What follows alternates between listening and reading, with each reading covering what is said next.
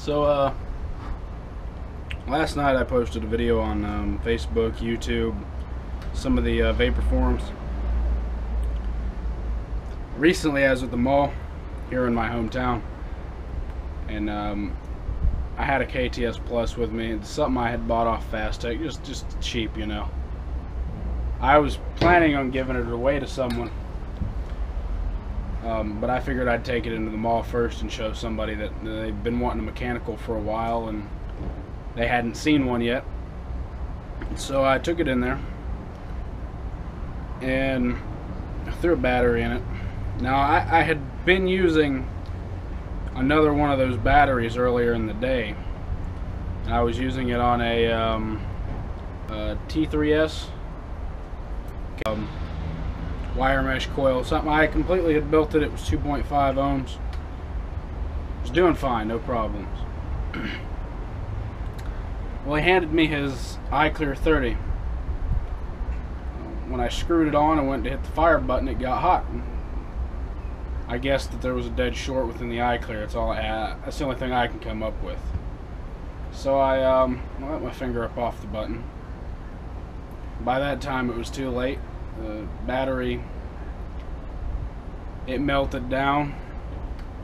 It on the KTS, I don't know, I'm sure some of you know what it looks like. It's got a cap here and then a cap here, tube, and then the bottom, the whole top. It built up so much pressure that it actually expanded this and threw the threading and the whole iClear and everything off. At that time I let go of it. There was still enough momentum that it went down onto the floor.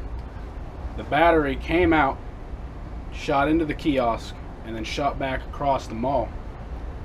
And proceeded to sit there and shoot a jet flame out about yay long. And of course, you know, 30 people standing around watching it, not a single person calls 911, nobody grabs a fire extinguisher. It just goes to show how people are these days. The moral of the story is you know, don't buy batteries from China, and don't order from Amazon, because you can never trust who's on Amazon selling you what. No, there's people out there that commented trying to say, oh, I was trying to sub-ohm it and all this, and the battery's only rated for 2.4 amps. Okay. The battery was probably half dead because I had been using it in this earlier and it only had half a charge. On a 2.2 ohm clearomizer, I shouldn't have been getting, I couldn't have been getting any more than 2 amps putting through that battery.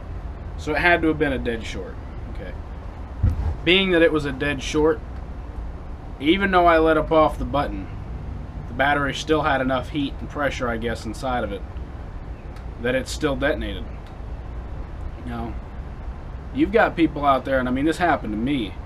I guess I was 1 out of 500,000 that got unlucky and it happened to. I haven't seen, and I've heard plenty and read, and everybody's always putting in their videos, you know, if you have a mechanical mod, use protection and all this, because it can happen, but you never see it happen. There's no videos really out there. There's a few people doing it on purpose, but that's not real. They're sitting there and they're purposely causing the battery to blow up. So, you know, I put the video out there because I want people to know it can happen. If you're not careful, I mean, I'm just lucky that the thread stripped and it blew off and it didn't turn into a pipe bomb. I mean, I immediately went home and took my other mechanicals and I drilled along the length vent holes, because I never want to have that happen again. And even though I usually use a fuse,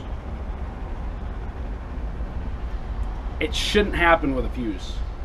And there's people that commented saying, well, if you'd have had a fuse, this would never happen. And then that's not true. If you get a battery that's faulty, you get a battery that's junk or copy, or it doesn't have vents, it can happen. It doesn't matter what you're using. It can happen. All I'm saying is if you're new to vaping, or you're getting out there and you want to get into mechanical mods, go on the forums, go on YouTube. There's plenty of people that are out there that can help you. The P. Basardo, Grim Green, I mean, they're all out there. You've got the Mod Envy, they do the shows, and there are people out there that are willing to help you. Now, I'll be honest, after I posted, there was a lot of people that commented, and they should have just kept their mouth shut. They didn't know the circumstances. They sat there and they just tried to say this and that, and that personally, I think those people should not be vaping, because if you're going to be an asshole to somebody, you shouldn't be vaping. We don't need you in the community.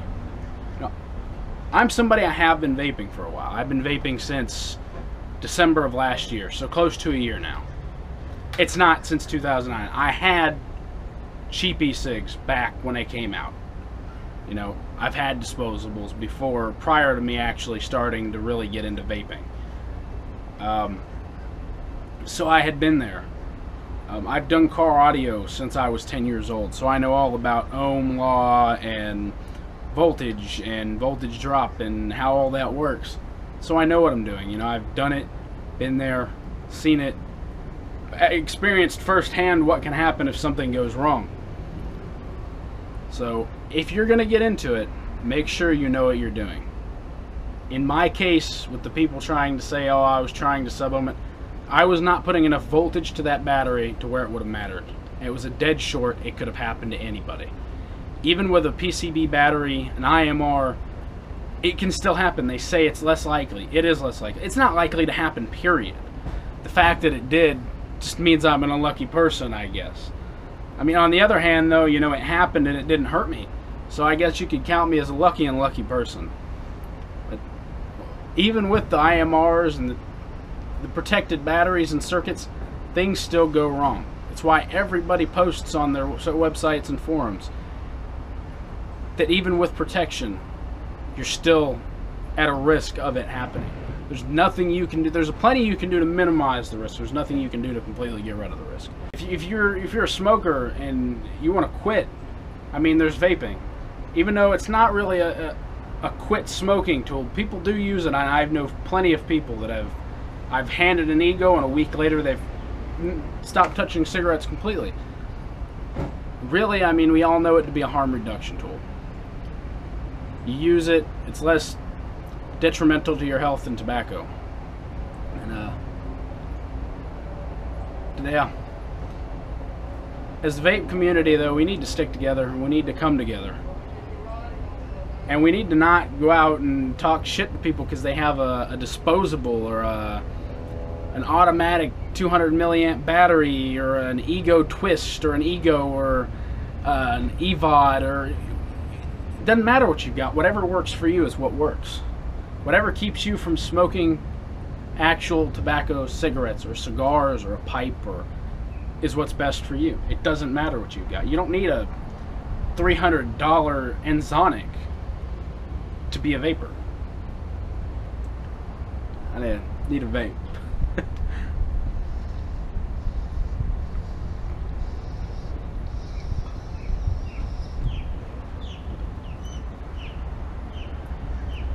Well, I'm gonna go ahead and I'll show the video, and you know, hopefully somebody out there gets something out of this and they realize that, you know, bad things happen.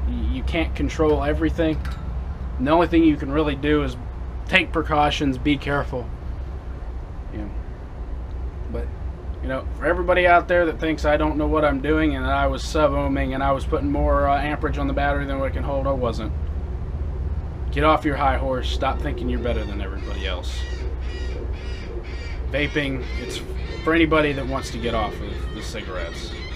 You can't be an asshole, because if we can get one person, if you can get one person to stop smoking tobacco cigarettes by being nice and helping them, then you've done your job. And if you want to be an asshole and you keep people from vaping when they need to, or when they need to get off of the tobacco, or when they even want to, if you keep anybody from doing it, you have failed as a vapor, and you have